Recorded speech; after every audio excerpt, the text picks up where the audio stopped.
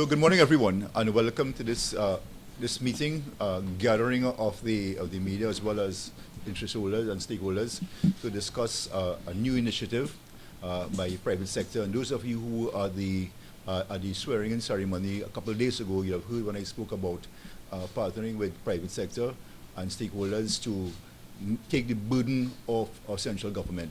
This morning we have Mr. Musa Rahman and associates and people who have been solicited for this special exercise, the MP for San Fernando West and myself, Trinidad Corporation, to launch this project.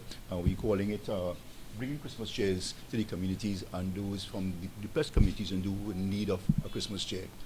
So at this point, I would like to introduce Mr. Musa Rahman, who's spearheading this project, to give you an insight and background into this project. Mr. Rahman. A couple friends and I were talking and we decided we should try and do something for the underprivileged, for the people that can't really afford these toys, and we thought about having a toy drive. We had a discussion with the Mayor of San Fernando, Mr. Al-Rawi, and others, and they thought it was a good initiative. They thought it was a good idea for the business people to come in and help with distributing the toys, purchasing the toys, and these kind of things. And especially now as there's a recession where a lot of people out of jobs, they can't afford certain things. Those who can help will try and help. Let me lend a little assistance.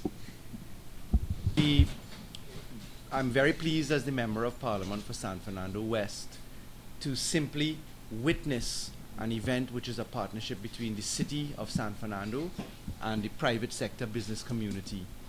You would have heard the Prime Minister make a call for Trinidad and Tobago to lean in to provide some assistance. San Fernando had a very excellent volunteer drive under the last corporation with the Deputy Mayor and then Mayor, now Minister Kazim Hussein. We saw the entire business sector lean in to tear down derelict buildings, to move derelict vehicles, to engage in a cleanup campaign. Hearing this call, some very young and energetic and enterprising members of the business community in San Fernando took the call to step forward. They've been doing this in the shadows for a very long while. This is not the first year that these gentlemen, this young lady, this team has done charity or support. But in having a conversation, we encourage them to step forward and claim their space. We are merely facilitators, the Mayor and the Member of Parliament, and we take absolutely no credit for any of this. This is entirely the venture and enterprise of the private sector of San Fernando to lean in and lend some support, but more particularly to step out of the shadows and show the country what they've been doing for quite some time. As Member of Parliament and as the Mayor, if I could be so bold to speak for the first citizen, we just wish to congratulate the private sector for their initiative. It is something I think which will lead the way across Trinidad and Tobago for people to stand up and say, I'm here, I've been doing this, and here's my example. So we wish to congratulate the team on their enterprise and effort. I know that it's much broader than just San Fernando's participation in Siparia, in other areas in Trinidad where this exercise has gone on before. And we make a call to the rest of Trinidad and Tobago to step forward. As you know, there'll be a national volunteer and cleanup drive led by the Minister of Rural Development and Local Government in the month of January. We're in the preparatory steps for that right now. And that's going to be Trinidad and Tobago stepping forward, and the citizens of Trinidad and Tobago, regardless of background, regardless of whether they're political entities or not, on which side of the fence they are, this is an exercise for the whole of Trinidad and Tobago, and it's just a call for volunteerism. So we want to thank the media for allowing some ventilation of this issue, because without you, the message doesn't carry. And we wish to again congratulate and salute the private sector for stepping forward to do, especially in San Fernando, what they continue to do. Yeah, and let me just outline some more details on how we're going to do it. We intend to do the distribution on Friday morning. We hope the MP will be with us on Friday morning as well. We're going to gather, assemble at the front of City Hall. We're going to use the City Corporation vehicle to, we're going to ask all 9 electoral districts to target those who really need these toys. And I must commend the donors because I look at them a while ago downstairs, we could take a shot of them. They're high quality toys. I can't afford those toys for my children. I don't think the MP could afford it as well. So we think that we must commend them for selecting so the children will not feel that they get a little small token, but a toy that is worth it and has some value. So each district will be equally distributed. The children will be gathered here, and we're going to have a Santa Claus. My choice is Santa Claus will be the MP, where he has the physique for it, and we will gather outside and do the distribution Friday morning. I will inform you guys on what time. We'll be looking around 9, 10, probably Friday morning. And once it's convenient to these stakeholders and it's okay them, we're going to have a huge gathering on Friday morning. And we'll be all the welcome. And this is this is AM. We'll confirm the precise time as the logistics for moving children come ahead. But just to tell you, this is entirely separate. Today we have a toy drive for 1,000 kids in San Fernando, which the MP's office is managing. And this is a separate exercise from what the private sector does. Similarly, our councillors are engaged in constituency work equally.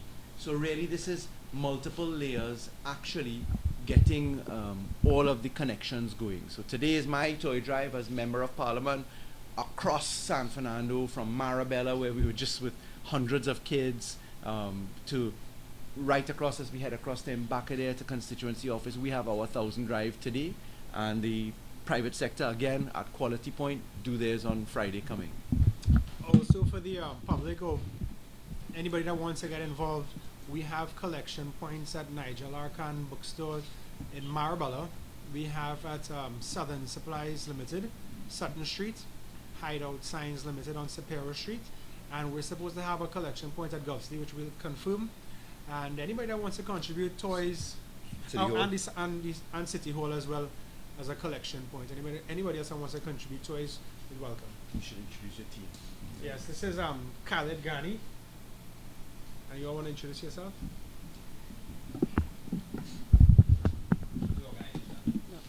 I'm Karen Rowans, the CEO of Special Elite Investigation Services Limited. Karen Rowans, CEO of Special Elite Investigation Services Limited. I am Kenley Downs, owner of Cars by Lee. Yeah. Cars by Lee. And Doc. GM of Cadbury Contractors Limited. Yeah, so I must also mention Southern Supplies. They're not here today. Nigel Arkan and RPM Technical, who they also contribute. They're not here today as well. And as you know, love the microphone shifting. As you know, these are well established, as San Fernando as you can get, Giving back. enterprises which are, in my view, very apolitical, but of course the obligation of the persons who hold office from time to time is to facilitate those ventures. So I just want to again say how much pride there is in seeing the people step forward. Many of you would have missed, not Ivan Tulsi of course, our reclamation of the bandstand which happened last Friday, and you would have seen 500 San Fernandians singing Christmas carols under the lights in safety just opposite the police station. And I know when the mayor rolls out the event calendar for San Fernando, you're going to see a lot more usage of the city and more opportunity for people to enjoy a safe environment, and one where there is life brought back to our beautiful city of San Fernando, because we boast of having the best people possible. So for those of you that don't live here, you're welcome to migrate to San Fernando and to join in our production and to come and enjoy our city. Do you have any questions? Yes.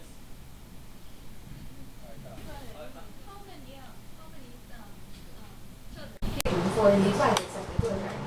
What we look at is the general collection, because as Mr. Ram explained a while ago, we're still expecting contributions. So by midweek or so, we'll do an assessment of what we have, and also targeting very needy children in various districts. Approximately. That was my. Yeah, it depends on the work. Maybe we may have to augment it based on the demand and that sort of thing. So I'm going to ask the councillors from tomorrow to come up with a number for us and take it from there.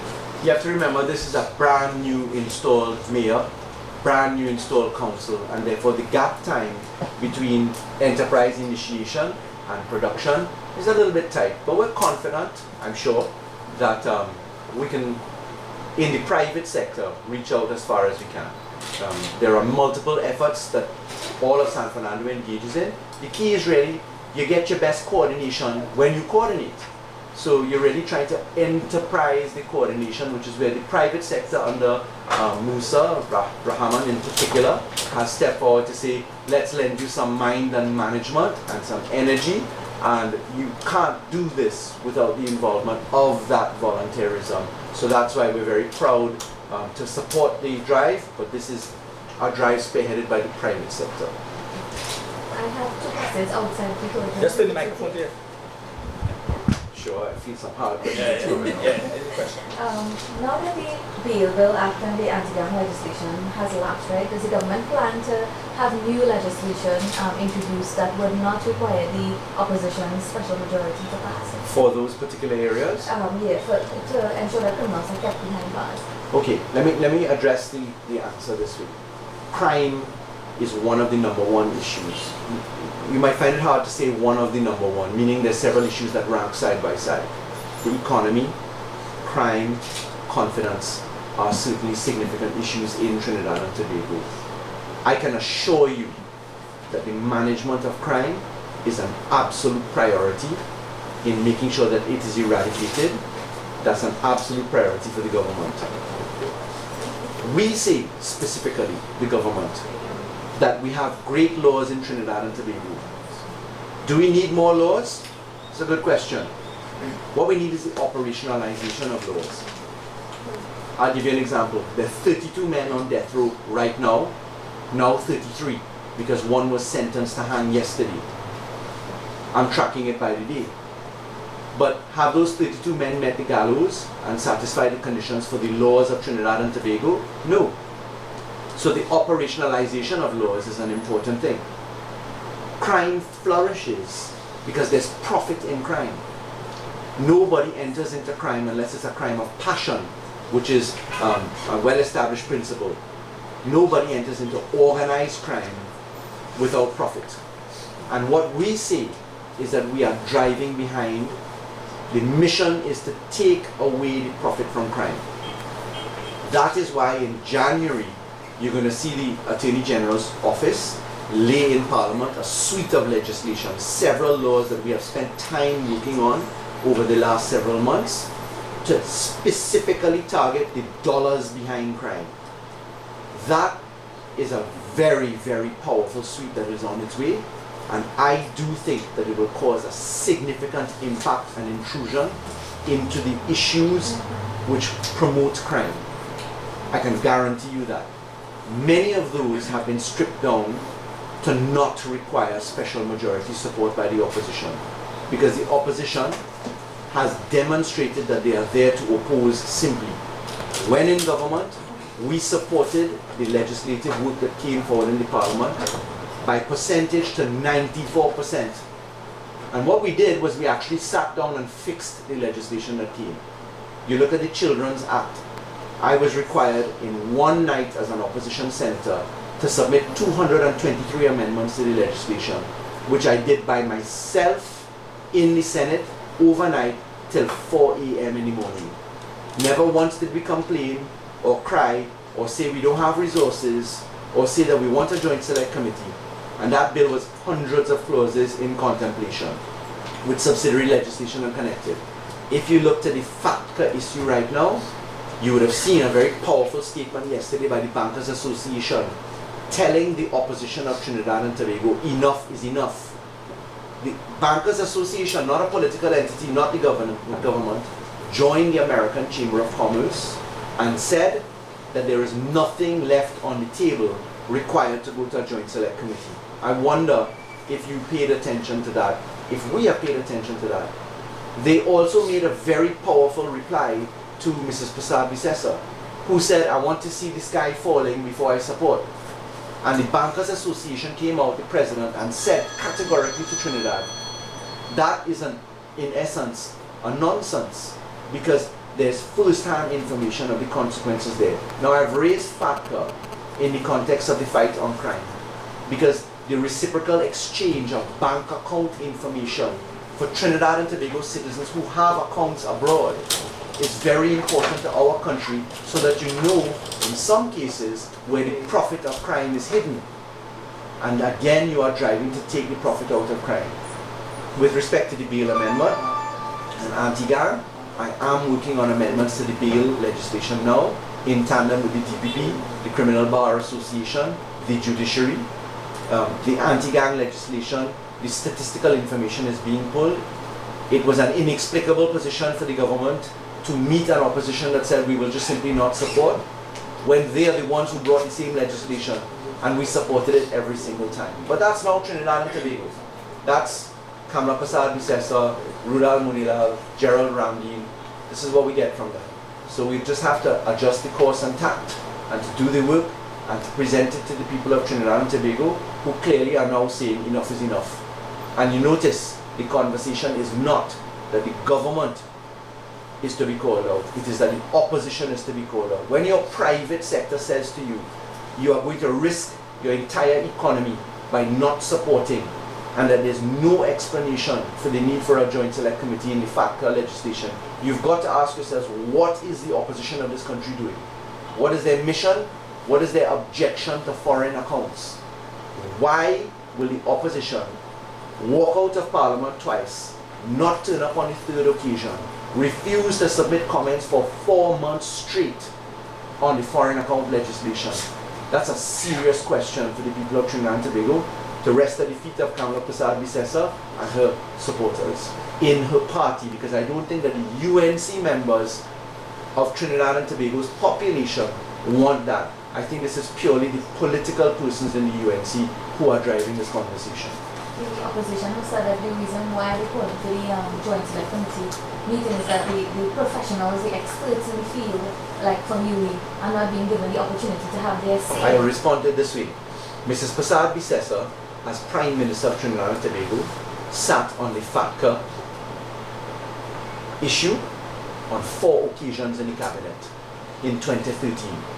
May 2013, a note came to Cabinet.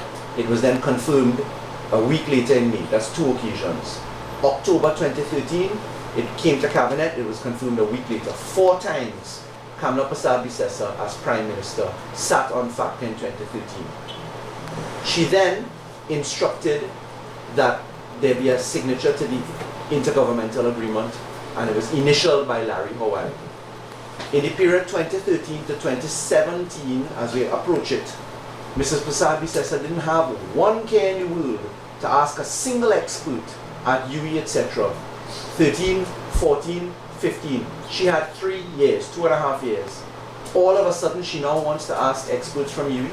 Well, the experts from the Central Bank, the Board of Inland Revenue, the Securities Exchange, the Bankers Association, the Manufacturers Association, the Chambers of Commerce have all come out and said, listen, you have 27 clauses in a bill, and there's nothing to discuss because the government has agreed to everything that you asked, which the government had to interpret from a press statement. The Bankers Association also said that they found it quite important to note that they've been calling on the opposition to meet with them, and the opposition never turned up. So, genuinely, I think Mrs. Prasad Bisesa has a credibility problem. It just doesn't make sense. And again, you return to the question, why are they so jumpy about foreign accounts? That has got to be the sole question on the table. Because it's not only with the US that we have this position, it's with the entire global forum. The global forum is the equivalent of foreign accounts throughout Europe and Asia Pacific. There are 106 countries that participate in the global forum. Mrs. Prasad Bisesa, as Prime Minister, sat on that in 2011, did nothing in 2012, 13, 14, and 15, as a result of which, in November 2016, the global forum said Trinidad and Tobago is one of 3 countries in the entire global forum, Micronesia, which is in the Asia Pacific, Honduras, and Trinidad and Tobago are the 3 countries only that are non-compliant in global forum.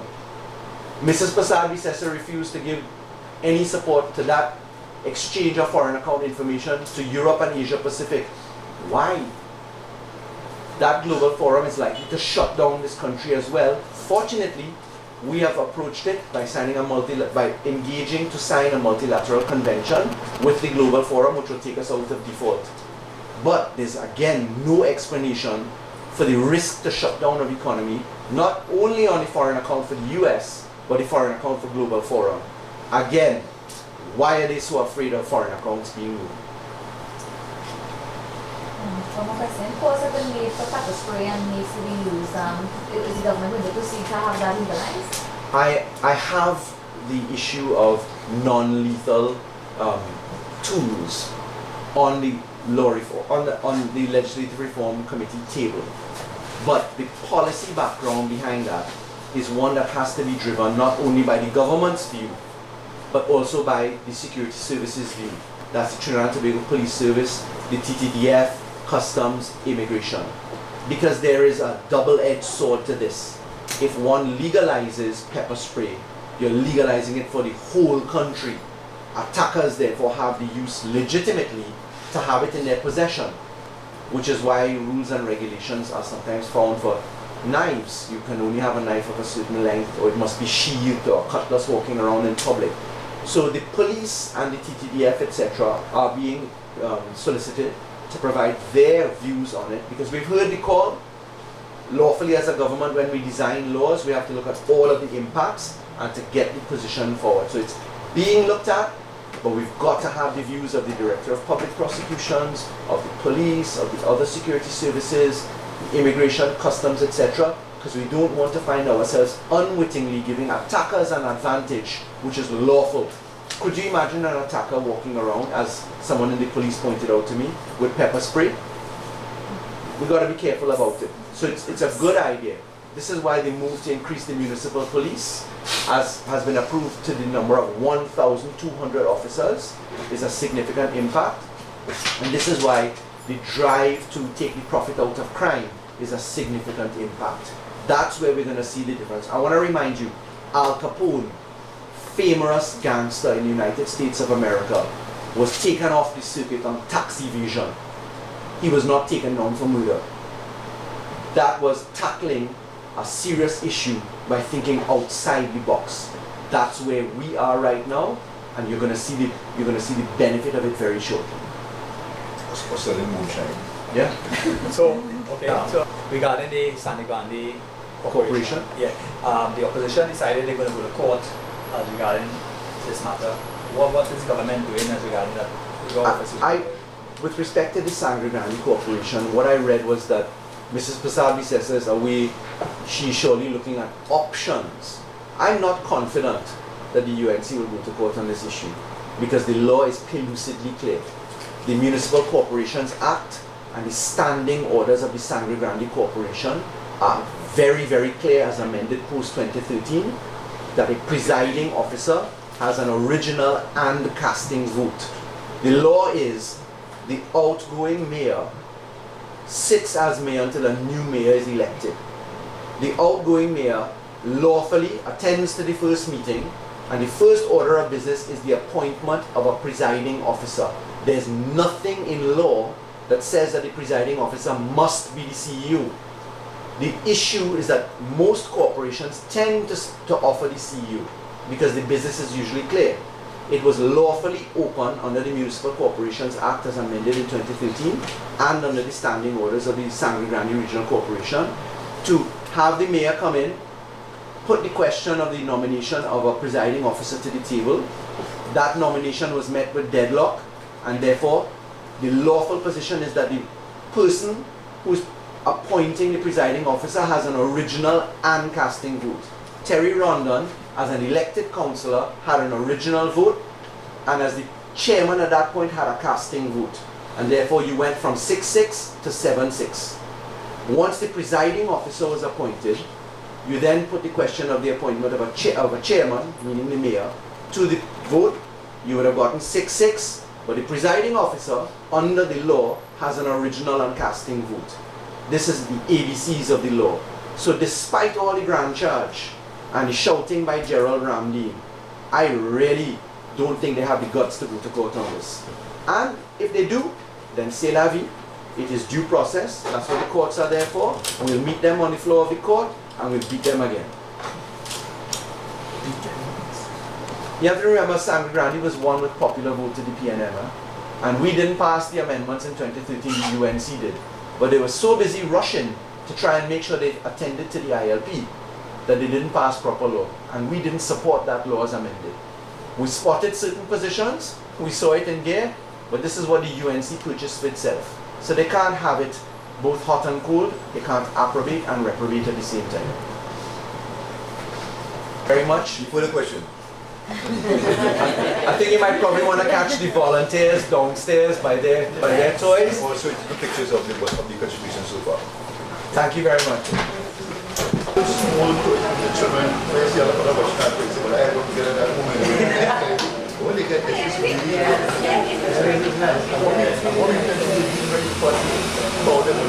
block the streets, the presence, and it was, and you all here. One story. This is SSL. We have most of the episodes. Thank you, Mom.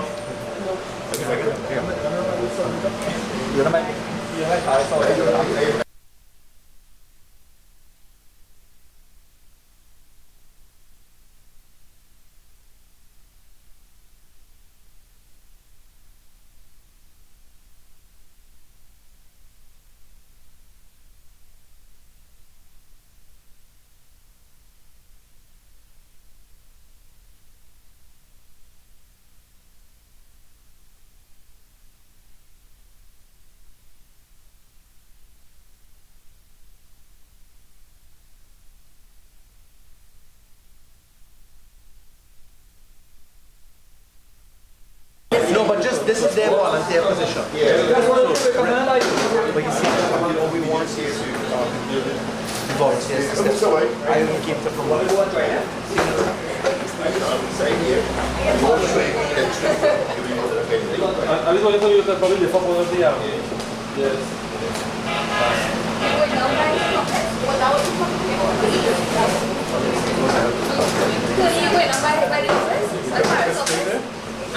Just get a picture.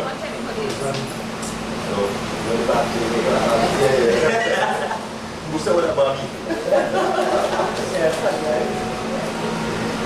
Very, very impressive. I wish I would have tried again.